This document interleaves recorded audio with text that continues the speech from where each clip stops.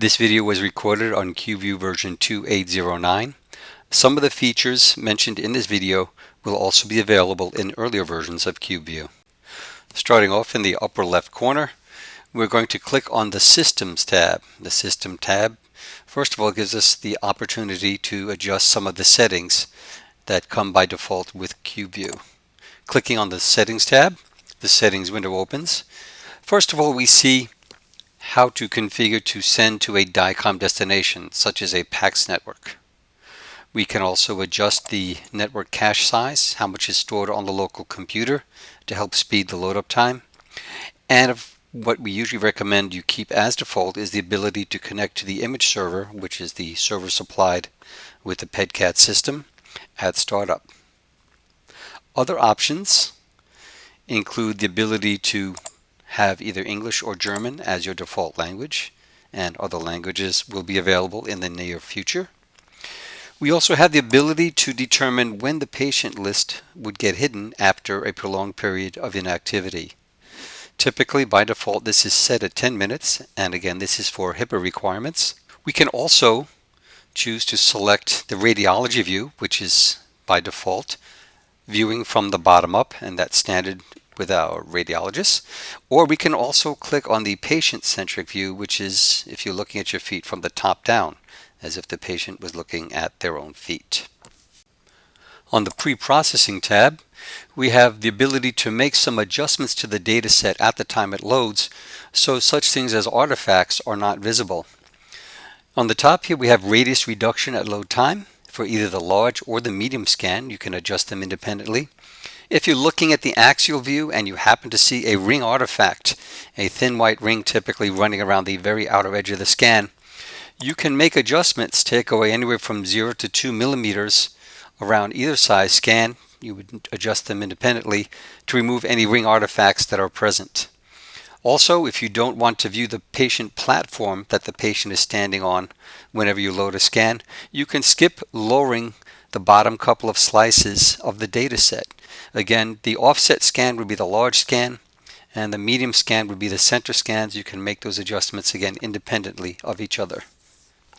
Other options available under the System tab include the Rebuild Database option. It is first of all recommended that you do not click this unless you are specifically directed to do so by CurveBeam technical support, indicating that you have a problem with patients not appearing in the database correctly. Also available, you have a button you can click on that will take you to the CurveBeam software training website. When you click on it, it will take you to where the tutorials are present. The software tutorials will be updated whenever a new version of CubeVue software is released. And some of the current videos right now are specifically made on CubeVue version 2809, and some of them are made from CubeVue version 2708 and prior. Also under the Systems tab, we have the About button. This opens up a small splash screen that gives us information such as what is the current version of CubeVue that we're running and how to contact CurveBeam technical support. The phone number is included right there. And this will also give more specific information about what files are used for CubeVue. In the upper left-hand corner, just to the right of the System tab, we have the Patient List tab. The Patient List view is the default view that CubeVue software opens up to, and this allows us to see at a glance what patient scans we have available to us. If for some reason you open CubeVue software or you already have it running and you can't see the patient list, the first thing you should do is check and see, is the Hide List button active? If it's highlighted in pink like you see here, that means more than 10 minutes of inactivity of the software have gone by, and the patient list has been hidden to protect confidential patient information.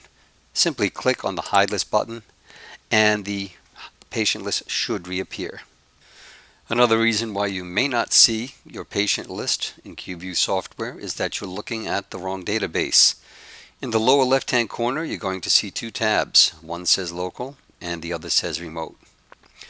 The Local tab means that CubeVue software is going to be looking at the database that is stored on the computer that you're working on. Any images you may have created, any data sets you may have imported to your particular computer you're working on would be found under the Local tab. The Remote tab, on the other hand, tries to look at the server that came with the CubeVue system. If you are not on the local network, or if your DICOM destination is not configured correctly, then you'll get a message somewhat similar to what you see here: cannot connect to the server. You'll also notice that there is no patient list available. So in this case, again, on the Remote tab, CubeVue software is trying to access the data that is on the server. If your instance of CubeVue is on a laptop and your laptop is off the network, then whatever data you may have saved on your local tab, you should be looking on the local tab to find. Here in the upper left, we have the load button. The load button allows you to view in the CubeVue software a data set that is not stored on the local database or on the remote database. For example, if you have a CurveBeam scan and you want to look at it from a CD or a DVD or a thumb drive or some other remote location, you can load it, but it will not save a copy. Clicking on it will ask you, are you loading an actual DICOM study or a raw file? You can look at either one, but again, it doesn't save it. The import button, on the other hand, works a little bit differently than the load button. When you click on the import button, you browse to the location where your data set is located. And again, that could be on a CD, DVD, thumb drive, or some other network location. It will then store it and save it, and it will appear in the patient list. So it will not only introduce and open up a data set, but it will also store it, and it will be part of the database found on the local tab. Let's take a look at the actual patient list. The top part of the patient list is a list of all the patients that were scanned on the pedCAT device if you're on the remote tab. If you're on the local tab, these would be a list of all the patient scans that have either been copied over from the remote tab or otherwise imported into this local instance of CubeVue software. As you take more and more scans, you're going to find that your patient list grows. There's a number of different ways you can sort through or search through the patient list to find the patient that you're looking for. First of all, by clicking on the Patient ID tab, you can sort the patients alphabetically from A to Z or Z to A, including those with any numbers in their ID. Next, you have patient name. Again, clicking on that, you can sort them from A to Z or Z to A. Date of birth allows you to sort your patients from the oldest to the youngest, at least where a date of birth has been entered. You can also sort by accession number, and you can also sort by study date. Typically, most people will sort by study date, which tends to leave the newest patients that were scanned at the top of the list. Once your patient list starts to get long, when you get several hundred or more patients, you may find that sorting the patients from A to Z by their name or ID or whatever you choose is not the most efficient and quickest way to find that patient. At that point, you can go up to the search fields in the top and start entering information. For example, typing in the letters ST in the name field, looking at our patient's name now, we see a number of different patients where ST is present. Notice that ST, in this case, is not necessarily at the beginning of the patient's name. ST can also be at the end of the patient's name as well. The more you type in, the shorter the list gets. Once you've found your patient and selected them, you can reset to bring back the full list. Accession number works a little bit differently. You need to type in the specific accession number that you're looking for. Notice that the list does not get any shorter when I've only typed in a few characters into the accession field. Once you've typed in the complete accession number, on your keyboard hit enter, and then the patient that is associated with that specific accession number will then appear. You can also search by date, where it says type a date. You can just type in a specific date that a patient was scheduled for an exam, or you can also use the widget. You can select the month, the year, and then select the date. What's important to note is that if a patient was scheduled for an exam, say on a Tuesday evening, whatever date that would happen to be, but they weren't actually scanned until Wednesday morning, you would have to search for them under the Tuesday evening date, the date that they were actually entered into the system, not the date that the scan took place. You can also search for a patient within a range of dates, and in this drop-down field here, clicking on it, you can see all, which will give you the entire list. You can look at whoever was scheduled for an exam today, who is scheduled for an exam in the last 2 days, or if you happen to have forgotten their name, you can look and say, okay, who was scanned in the last 5 days if that makes your search a little bit easier.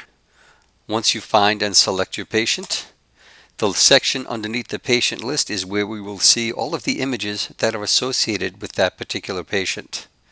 You may see a lot of images down here, and that's because you may have had more than one scan taken on a particular patient. Some of the different types of data available to you will be the reconstructed data. Under the type, it says Recon, and that's primarily what we're going to be looking for. You'll notice that it's highlighted or a different color compared to the other types of images. The reconstructed data is what CubeVue will open up and give you your axial, sagittal, and coronal slices, as well as your 3D volume rendering. The raw data is the initial series of projections that were acquired from the patient when the scan was being performed. They went through the reconstruction process to give us the reconstructed data.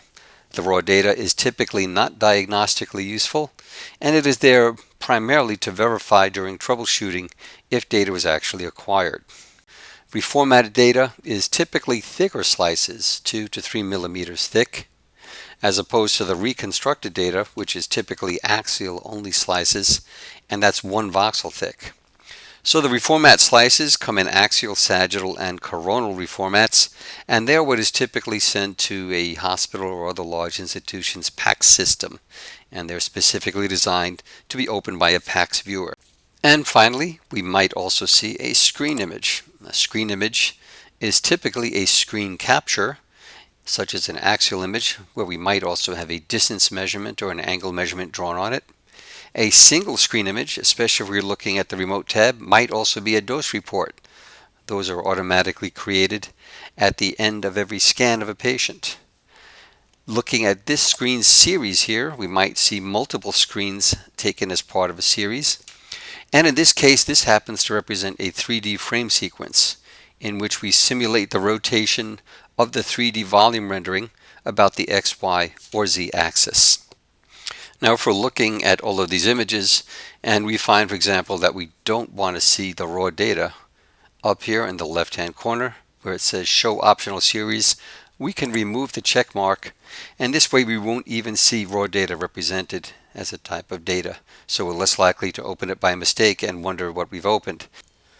It should be noted that if you open a reformat series in CubeVue, one of the images will look nice and sharp, and the other 2 images that you see, such as the coronal or sagittal, may not look quite as sharp or detailed. We also have some right-click options available to us. Once we have selected a patient, and we also have the particular data set that we're going to open, the reconstructed data in this case, we can right-click and a couple of options appear. Media export is going to be handled in a separate video, but what this basically does is it takes that reconstructed data set from that particular patient we've highlighted, and it puts it on the media export tab so we can burn a CD or DVD from it. DICOM send means that that particular data set, the high resolution axials in the reconstructed data, will be sent to whatever DICOM destination, typically a PACS, that we have configured. We can also delete the reconstructed data, which is not recommended.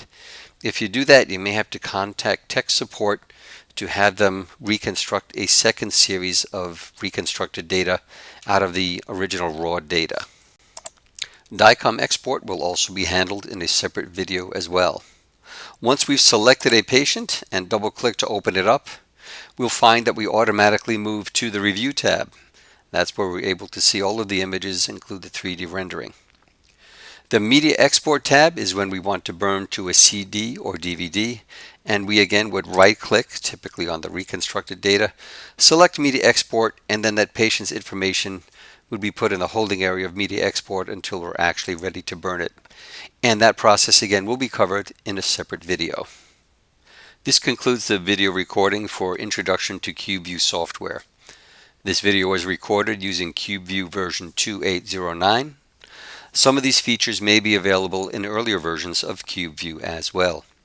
If you would like to upgrade to CubeVue version 2.8.09, be sure to contact CurveBeam technical support, and they can arrange to have the files uploaded to you and give you instructions and guide you through the installation or upgrading process.